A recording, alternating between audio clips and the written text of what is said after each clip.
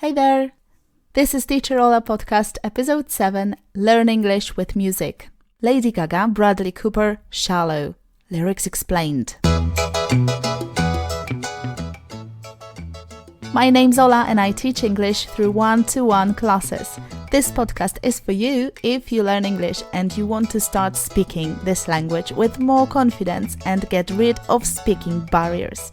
You'll boost your vocabulary, brush up your grammar, improve your pronunciation, see how to have a tense-free conversation with another English speaker. Go to my website for full transcripts and worksheets to each episode. Happy learning!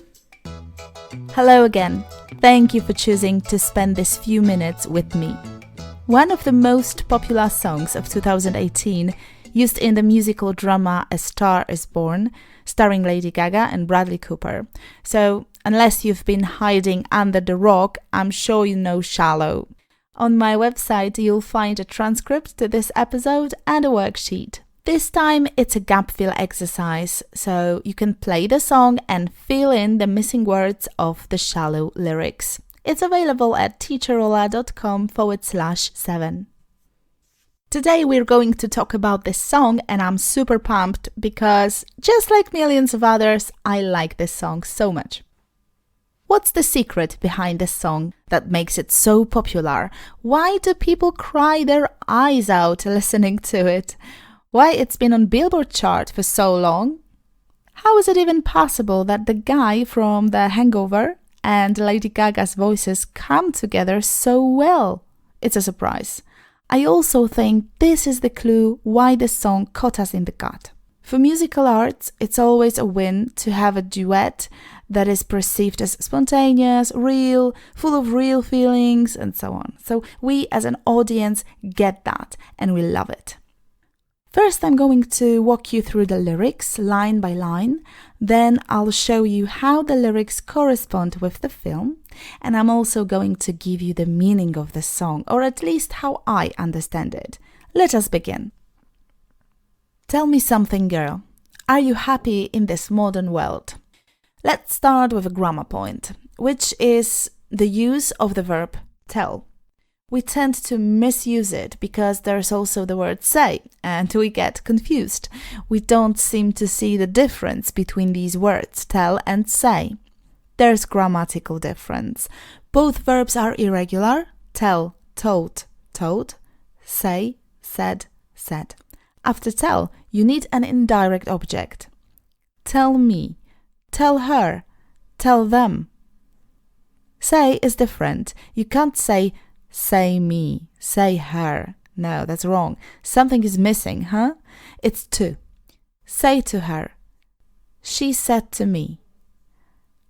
I think I'll have the entire grammar episode about this point since there's so much more to say here about these exceptions, of course, and I promise I'll come back to you with that soon. Let's follow the lyrics. Or do you need more? Is there something else you're searching for? Normally, we don't ask questions with something. Something is used in affirmative sentences. I have something to say. In questions and negations, we use anything. I haven't got anything to say. But if we expect positive answer, then we can use something in a question. For example, do you want something to drink? Is there something else you're searching for? So we expect positive answer. When you ask your guests, do you want something to drink? We really want them to drink something. It's not a real question, do you want anything to drink? That's okay too, but with something you expect positive answer, so it's like more polite. I'm falling. In all the good times I find myself longing for change, and in the bad times I fear myself. Let's talk about the verb fall. The past and participle forms of this verb are fell, fallen. You can fall off the mountain, you can fall out of the boat, you can also fall in love.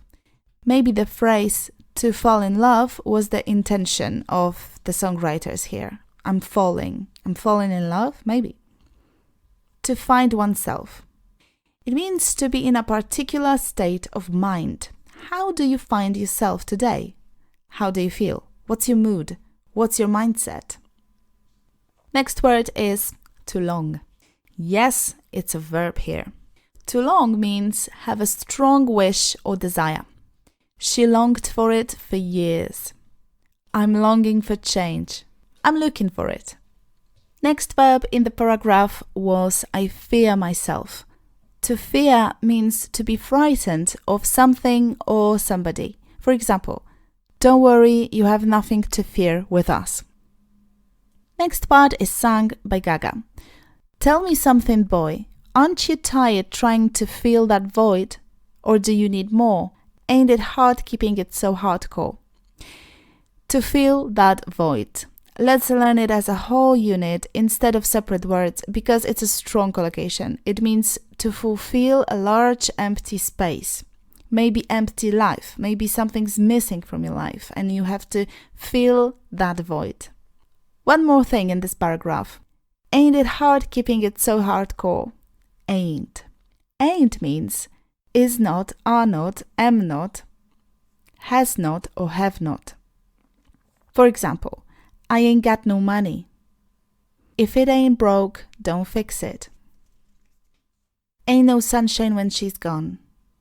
It ain't me. It ain't over till it's over. As you can see, this word is often used in songs. It's shorter. It's not a standard language, it's a contraction and use it in informal context. I'm off the deep end, watch as I dive in, I'll never meet the ground. You don't want to dive in the shallow end of the swimming pool. It's dangerous and stupid, it's actually impossible. The deep end is for diving, for jumping into water with your head and arms first. I'll never meet the ground here means I won't touch the bottom because it's so deep. Crash through the surface where they can't hurt us, we're far from the shallow now. To crush has a few meanings, but here it's very plastic. Imagine somebody diving into water. In the moment when they break the smooth surface of the water and go under it, it's crushed. Now, when you're diving in the deep waters, you're far away from the shallow. There's nothing shallow about diving in deep waters, right? Shallow. This word has two meanings. The first is not having much distance between the top or surface and the bottom. For example, a shallow dish, shallow end, a shallow grave. And the other meaning of shallow is not showing serious thought, feelings, etc. about something. So it can describe people, shallow ideas, shallow comments, shallow reviews, and so on. In other words, superficial, not deep. Now, let's move on to the meaning of the song in the context of the film. The song is a dialogue between Ali and Jackson. They talk about their need and drive to run away from everything shallow between them. They are having an open dialogue with each other. This is what makes this song successful and beautiful. There's a real connection between them and most importantly, they are listening to each other. Do you remember the scene in the car park? They were listening to each other. Tell me something, girl. Are you happy in this modern world? So it might be Jack's reference to her dead-ended job as a waitress, or maybe a reference to her picking up after her dad and his friends, and maybe it's a reference to her performance in a drag bar. Or do you need more? Is there something you're searching for? It's about the life she could have.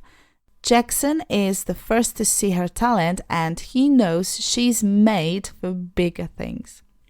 When he sings, I'm falling in all the good times, I find myself longing for change, and in the bad times I fear myself. This part makes me think about the scene in a car when Jack is after the gig and there's a bottle in his hand, somehow foreshadowing the future. Tell me something, boy. Are you tired of trying to fill that void? Or do you need more? Ain't it hard keeping it so hardcore? Ali knows the real Jackson. Not from the beginning, though. Later, she finds out Jack is trying to numb inner demons. Not just alcohol, but also his music career, family issues, brother especially. Mostly alcohol though. Remember that alcohol-induced show? I'm off the deep end, watch as I dive in. Fun fact, in the original version of the script, Jackson died by drowning. What was the inspiration, I guess, for the lyrics.